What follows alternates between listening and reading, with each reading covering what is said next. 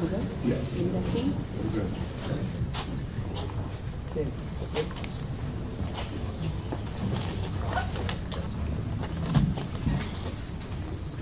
Good afternoon. Again, I'm Providence Mayor Brett Smiley. I'm joined with Governor McKee, who we will hear from in just a moment. We're also joined by Senator Jack Reed and Congressman Gabe Amo, and we will hear from Senator Jack Reed in a moment on behalf of Rhode Island's federal delegation, who've been in touch with us throughout this incident over the last day. And as both the governor and I have said on multiple occasions, the amount of federal resources and cooperation that we've received is extraordinary, and that extends to our representatives here in Rhode Island. And then finally, Colonel Oscar Perez will give an update as well. At this time, we have no update to share on the investigation. It is ongoing. There's no reason to believe that we've hit any roadblocks other than to say that we are doing what we know how to do in cooperation with our law enforcement partners to ensure that we adequately, thoroughly investigate the situation, and when we are ready to make a further announcement, we will do so. We know there's some information circulating, but we will not share any information that might compromise our investigation or future charges. So at this time, we have no official updates to share with respect to the investigation. Next, it's clear that our community is still in shock and hurting. And now that the initial phase of the investigation has made some progress, we're turning our attention to caring for our neighbors, both the ground community, the broader Providence community, and truly all of Rhode Island. The City of Providence has stood up a website, the address of which is providenceri.gov/community response resources. There you can find a long list of community resources for mental health care, what to do in the event of trauma, how to help talk about events like this with your kids, to try to help families, neighbors, community members start to understand how to process that which has been so difficult for us. Finally, the Providence City Council, who've been excellent partners, and again, we're joined by leaders from the City Council, including the councilman for this area, Councilman John Gonsalves, is inviting the Providence community and really anyone who'd like to join us tonight at 5 p.m. at Lippett Park, where there had been a previous plan to light a Christmas tree and to light a menorah for the first night of Hanukkah. And for those who know at least a little bit of the Hanukkah story, it is quite clear that if we can come together as a community and shine a little bit of light tonight, I think there's nothing better that we could be doing as a community. And so please know you're all invited to Lippett Park tonight at 5 o'clock. Lippett Park is at 1008 Hope Street, and all are welcome. Certainly Providence Police and other folks will be on hand to make sure that we are all can be in community without any concerns tonight. I'd like to note that Family Services is here with us today, Margaret Holland McDuff. She is one of those community resources that has become available. I'd like to also acknowledge that United Way of Rhode Island and their 211 system has been helping, and leaders from the Nonviolence Institute have been assisting with families in the hospitals. Additionally, Treasurer James Diosa and his Victim Compensation Fund has already been in touch to ensure that his office is doing everything that they can. Before I turn it over to the governor, I'll just share that a couple hours ago I was at the hospital. I know President Paxton has been several times, but I had a chance to meet with a few of the victims and their families. And while they are receiving excellent medical care, and I want to thank the professionals at Brown Health and Rhode Island Hospital, the professionalism, these folks, just like our law enforcement professionals, have been up all night working, but the level of care and professionalism that they are exhibiting is extraordinary. These survivors are receiving excellent care, and the resilience that these survivors showed and shared with me is frankly pretty overwhelming. It pales in comparison what they've gone through for the rest of us here. We're all saddened and scared and tired, but what they've been through is something entirely different. and yet they showed courage and hope and gratitude for how this community has stood up for them and how the healthcare providers cared for them. A couple of the family members who I had a chance to speak with are so grateful for what they've seen and heard of the outpouring of support from this community, and so I want to relay that to all of you, that they're watching what's happening also, and their healing is improved based upon all of the positivity and love and care that they've seen from not just the Rhode Island community, but frankly the national community, and so thank you. Governor McKee has been an incredible partner through all of this, and I'm grateful for his leadership and the compassion that he's shown and the relentless focus he's had on those individuals who are recovering in the hospital right now, and I'd like to invite the governor to say a few words. So today, Brown students and the community is suffering, and they're in pain. So please let the President and the Brown community know that we stand with you.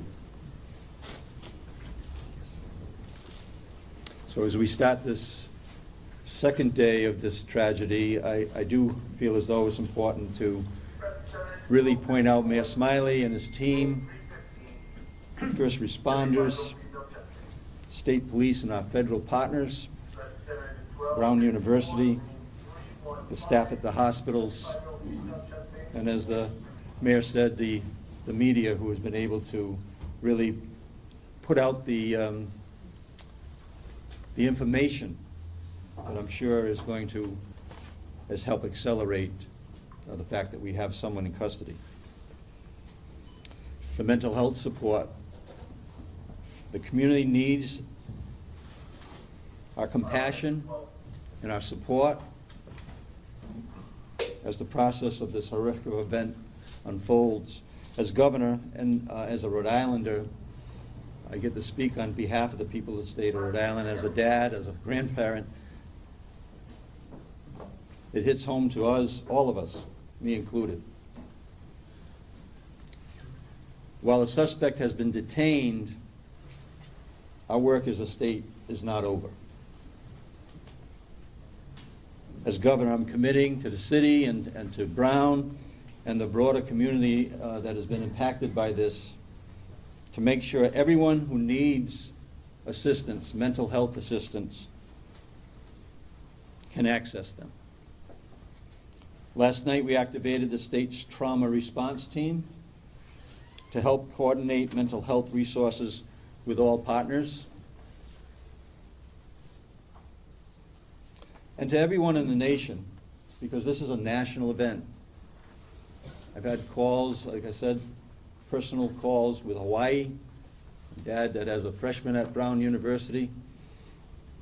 To everybody out there in the country, please send your prayers here to Rhode Island. And to all Rhode Islanders, let's do what we do best. Let's stand by and support our neighbors when they most need it. And we stand ready to do exactly that. Thank you, Governor. I'd like to invite Senator Jack Reed to say a few words on behalf of the congressional delegation. On behalf of Senator Whitehouse, Congressman Magaziner, Congressman Amo, I first want to express our profound condolences to those families who've lost a loved one and to those families who are struggling with a seriously injured child. We offer not only our sympathies but our prayers for a speedy recovery. I must commend the leadership. Mayor Smiley has done a superb job. The governor has done a superb job. The President Paxson, and the Provost Doyle have also stepped up and done a superb job. We are also, I think, particularly indebted to the police officers and the firefighters from Providence, the Brown University Police Department, Many departments, both police and fire from across the state of Rhode Island, our state police, and a special word of praise and thanks to our federal law enforcement officers, the FBI, the ATF. They have been instrumental, critical in the progress of this investigation so far. I received a call from Attorney General Pam Bondi, and I shared my praise and thanks for the assistance of federal authorities. This has been a horrible, terrible moment. But in moments like this, we see the best of Rhode Island. The firefighters, the policemen, the civic leaders, neighbors who come together, and let us celebrate that community. Thank you. Thank you, Senator. And finally, we'll hear from Providence Police Chief Colonel Oscar Perez. Thank you, Mayor. So yeah, the message is the same. I'll echo the message from the Mayor earlier as far as where are we with the investigation. I'll tell you that right now the investigation continues to progress extremely fast. We're in the process of collecting evidence and seizing items that we need to seize, search locations that we need to search. I want to commend the quick response of ATF, FBI. As the items get seized and collected, obviously they will provide the resources and the equipment that we need to ensure that we have the right legal requirements and facts in order to be able to provide that so that we can move along. I also want to commend the Attorney General's office, who has been standing by us to ensure that our process is continuing in a proper manner. And so that's where we're at with it. We'll continue. It's a complex investigation. I know there's some speculations out there about names, and I'm not here to confirm or comment. I know you're going to ask me that as far as names. I'll tell you that I'm not going to confirm or comment, because in the years that I haven't visited in this department, in this police department, we stand on grounded facts, not a speculation. And at that point, we'll be able to, once we're ready and we have the appropriate and accurate information, we'll be able to update you with that. My goal is that we're able to have that information as soon as possible. But again, I tell you that respectfully, and I have the responsibility to respect the integrity of this investigation. I think that is complex. Any detective that worked last night and all the agents that worked last night, I have responsibility to respect the work that they're doing. And so when we're ready to provide you with that info and to come to give you the right info, I will make sure that you get that updated. So. Colonel managed to establish any connection between the suspects and the university. Why did the suspect target the university? So that's all part of the investigations that we're conducting, and again, it's complex, and we want to make sure that once we have, at the appropriate time, give you the accurate information, we'll be able to provide that information for you in that answer. Go ahead, John. Colonel, the person of interest, is that the same individual that we saw on the surveillance video you released? So again, I'm not going to speculate. I want to make sure that if I give you an answer, it's grounded on facts. Okay. And so we're getting to that point, but it's going to take time.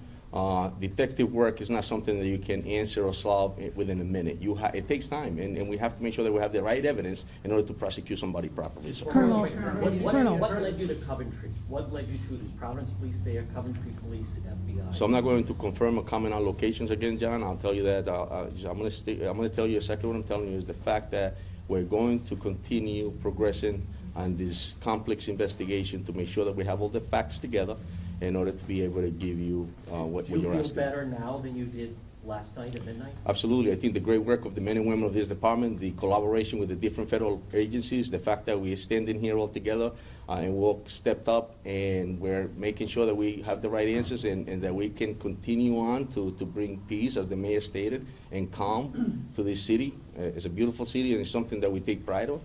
And so, yes, I feel much better. Colonel, over here, sir. Pat, and then the guy Can you behind. talk to us about the process?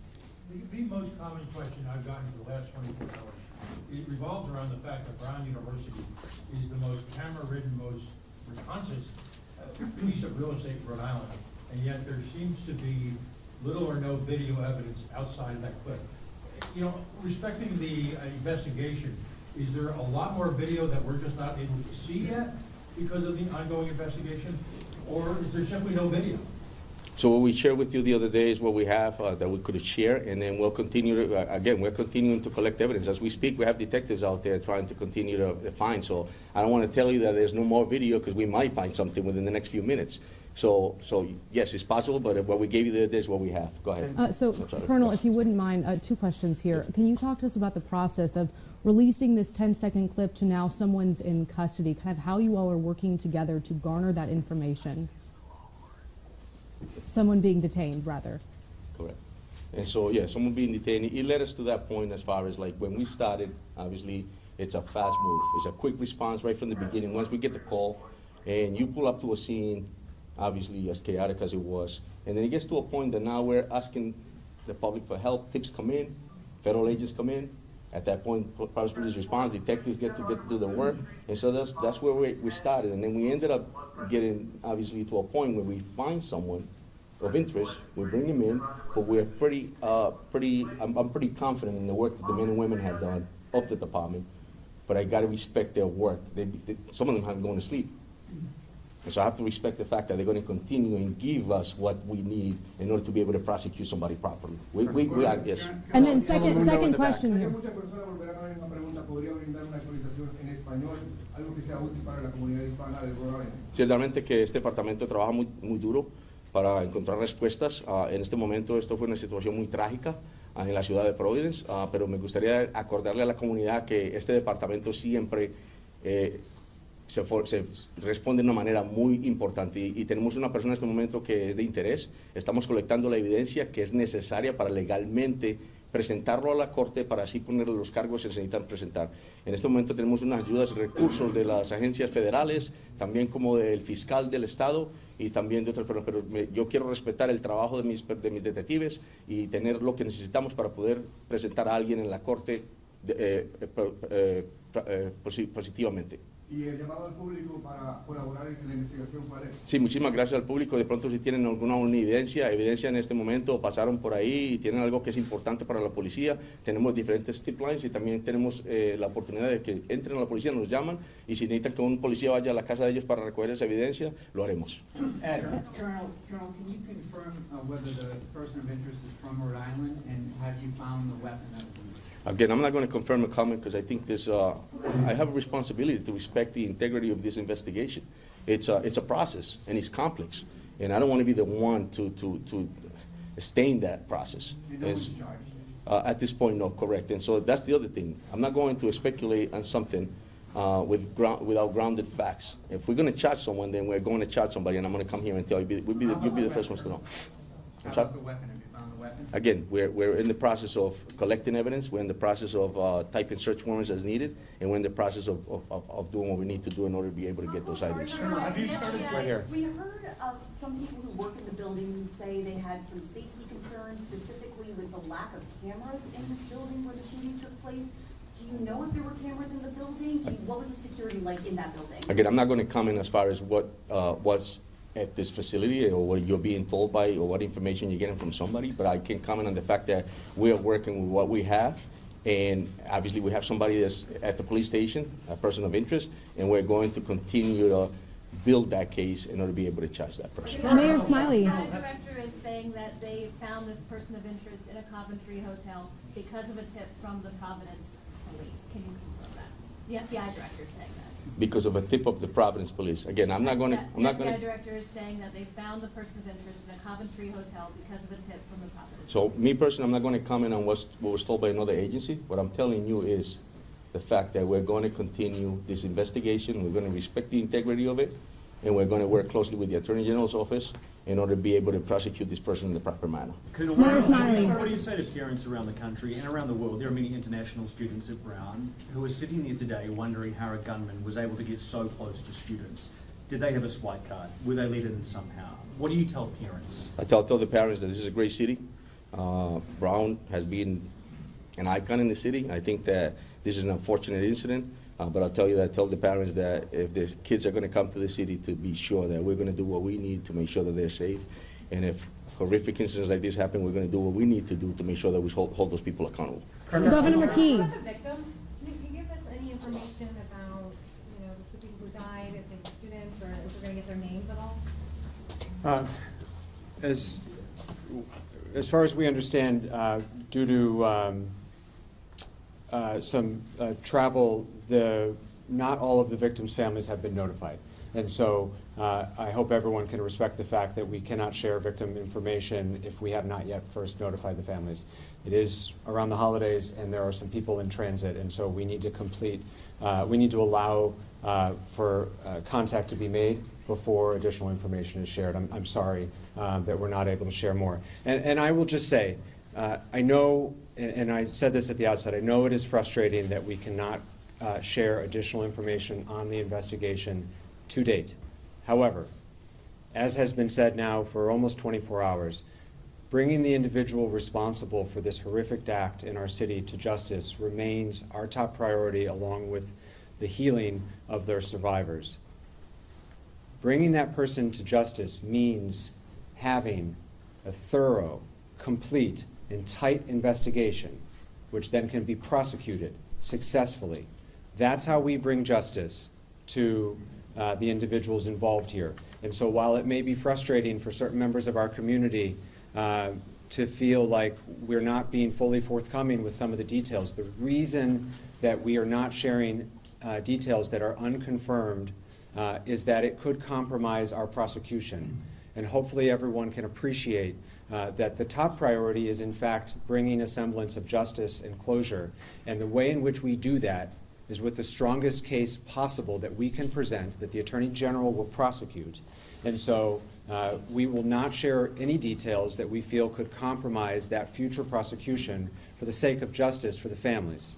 Mayor Smiley, over here, sir. We know we've spoken to students who have been the victims of shootings in high school, and now they're attending Brown, describing this as a uniquely American experience to go through not one but two school shootings. What do you feel needs to be done to keep this from happening, to stop that cycle of violence? And President Paxton, if you want to weigh in as well, ma'am. Yeah, there's going to be many days, months, or I'm not sure how long, of both healing, but of also moments to advocate for what might need to change. Speaking for myself, at least, that's not today. We still have an active investigation underway. We still have students in the hospital. I won't be shy about sharing what I think needs to be done to make my community safer, but I'm not doing that today. What I will say is when I was at the hospital today, one of the students that showed tremendous courage literally said to me, you know, that active shooter drill they made me do in high school actually helped me in the moment. Which at the same time provided me hope and was so sad. We shouldn't have to do active shooter drills, but it helped. And the reason it helped and the reason we do these drills is because it's so damn frequent. And so there'll be plenty of time, at least from my office, and I don't speak for any of the other public officials here. They're welcome to share if they so choose. There'll be plenty of time to talk about what advocacy and policy changes should be made. But we're still very, very much hard at work at the task at hand, and that is to be able to bring charges forward on the person responsible. Sir? And then can you just go through the nature of the conditions again? I know you did that this morning, but is everybody out of the woods? The conditions have not changed as far as I understand. And so, as was said earlier this morning, one individual has been discharged. One individual remains in critical but stable condition, and the other 7 are in stable condition. I will say I had conversations with 4 of the students, and they were talking to their healthcare providers, and so if there are status changes, we'll be sure to share them. Mayor, I have a question for you. People are asking, are you expecting to do continuous status updates throughout the day, such as this, or can they expect at a future press conference that there'll be additional information? What is your plan for keeping the public informed throughout this afternoon? Yeah, thank you. Our expectation is that this is likely our last press conference here at the Brook Street Fire Station. We set up here last night because we're on the edge of campus. There was a lot of work happening all around us. They're still processing evidence on campus, but that crime scene is wrapping up. Most of the streets, other than immediately outside of the building, have been reopened. And so we do expect to provide future updates. We will likely provide those at the Providence Public Safety Complex, and we will provide them as there are meaningful updates to share. I know that it can be frustrating for some when the update is that there's no update. But in the absence of progress, and what's important is that the investigation take the time that it needs to be right. And so when we have no update to share, we will say there's no update to share. And when we have news to share, we will share that news. But our expectation is that this is our last press conference here at the Brook Street Fire Station as we're entering sort of a new chapter as the immediate crime scene winds down and we move on to what we hope will be a prosecution and to try to help our community heal. And we talk more about things like community resources, which we've announced today. You mentioned family services. There's a crisis support line that you might be able to... Thank you, Governor. Yes, for Rhode Islanders, Family Service of Rhode Island also has a crisis support line. The phone number is 401-854-6678. That's 854-6678. And the folks at Family Service of Rhode Island are extraordinary professionals who unfortunately have a lot of experience in this area and are a resource available to us. And I know Margaret Holland McDuff from Family Services is here, and we're grateful for her help along the way. Colonel, one more question, Colonel. Do you need anything from the public? In other words, is there still possibly someone out there that may have information that you need? Or, I mean, the students are now being allowed to leave the campus. Does that mean that there's no potential witness here? Where does it stand that the public could help? Thank you, John. I think that, yeah, the call out to the public is to, evidence that they think might be worth it for us to look at. Anything that they suspect would be important for the police department to look at. We're definitely, we welcome that. And so the message is please reach out. I think that that's one of the strongest things the Providence Police Department has is the partnership that we have with our different community members, as well as different colleges throughout the city. And so if they think that there's something that's important to us, please send it our way, because we'll definitely use it. It might be something that's important that you may think is not, but for us it is. So. Colonel, can we describe him as a man in his 30s still? Can we still describe him as a man in his 30s, person of interest?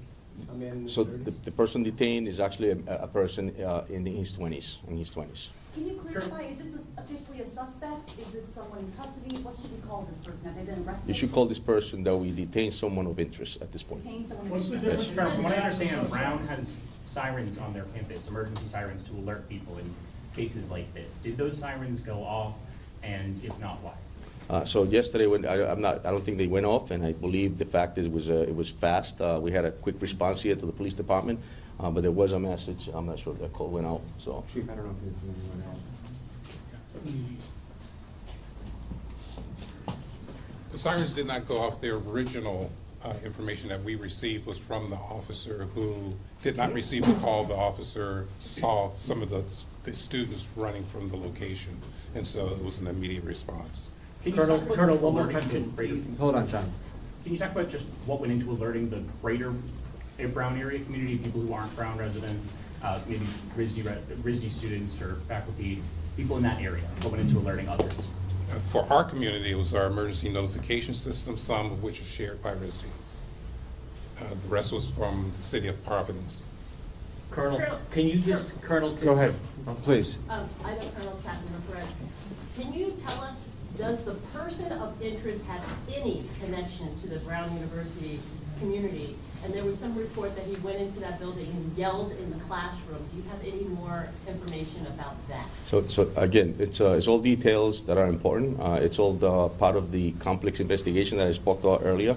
I'm not ready to confirm or comment on any of that. Again, I got to respect the process. And so at this point, we're just going to continue like the mayor stated. It's complex, but we want to make sure that we have a successful prosecution. And that's more important to me than right now to give you something that just, it could, it's not appropriate. Can you just address, Colonel, have you started a process of search warrants, any sort of legal process to sort of figure out the motive? Yeah, so at this point, we're coordinating with the Attorney General's office. We're working very closely with them. We're collecting evidence. We're in the process also of interviewing individuals. And so that's where we're at now. That's a state prosecution as opposed to a federal? That's correct, sir, yes. Colonel, the incident happened yesterday around 4 o'clock. Can you just touch on, it sounds like within 12 hours, you had a person of interest. Could you just talk about Correct. that? It's That's just a short window. It's hard work. It's just it's like, it's all hands on deck. An incident of this nature, I think, takes a lot of resources. I think the fact that we work closely with our federal partners and different municipalities, the men and women of the Providence Police Department, the detectives, outstanding work, and I think that's why we have been able to move forward as we have and progress in such a fast manner in order to have somebody detained at this point. President Paxton, please, What if you. cases are you detaining this man, and how long do you have to further the investigation until you either have to charge him or release him? Again, a situation like this, we have basis enough to bring somebody in based on a lot of different facts. And so those facts are the ones that are allowing us to have that person detained at this point, which I cannot comment as far as what those facts are. Oh, we have a question from President Paxton President now. Paxton, How long do you have if to you. charge him before you have to release him? Again, it's moving pretty fast, and we will have an answer as fast as we can. So. President Paxton, if you can, we know that these students were studying for their finals in the midst of their schoolwork here, and now students have been told classes are canceled, finals are canceled. Can you talk about kind of the complete shift that this community is in right now, going from studying to now almost a ghost town as people are being reunited with their families? Yeah. So thanks for the question. It is a big shift and not the way we hope to end this semester, obviously. I was in what we call the Ratty, or main dining hall today. There were a lot of students gathered there. They are amazing, and they're supporting each other. So they're good. Talk to me about the emotions you're feeling right now, because you care for these students. Yeah, I do. And, right now I think, as the mayor was saying, the students in the hospital, I talked to all but one of them, the students on campus, there's just a lot of gratitude right now, and they're remarkable. All right, that's it for now. We will keep you posted on future updates. Again, our expectation is that this is the last update here at the Brook Street Fire Station. If you are not yet on Josh's press list, Josh, raise your hand. He's there. That's how you will be apprised of future updates, and our expectation is that we'll be at the Providence Public Safety Complex for future updates. Thank you very much. President Paxton, thank you so much for that. I know your heart's broken, and so I appreciate you being so thank you, guys.